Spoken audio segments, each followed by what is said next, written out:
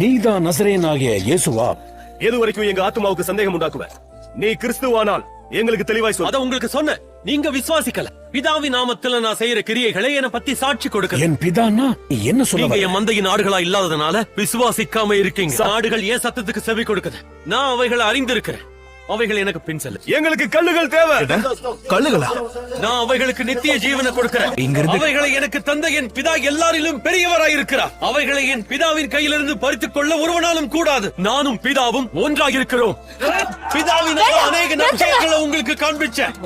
எந்த செயலுக்காக என் மேல் கல்லறிகிறீங்க? நிமித்தம் நாங்க உன் மேல கல்லறிகிறது இல்ல. நீ மனுஷனாய் இருக்க. உன்னை தேவன்னு சொல்லி இந்த மாதிரி தேவதூஷணம் சொல்லுகிறபடினால உன் மேல கல்லறி. நான் என்ன தேவனுடைய குமாரன் சொன்னதுனால தேவதூஷணம் சொன்னேன்னு நீங்க சொல்லலாம். பிதாவின் கிரியைகளை நான் செய்யாமல் இருந்தா நீங்க என்ன விசுவாசிக்க வேண்டியதில்லை.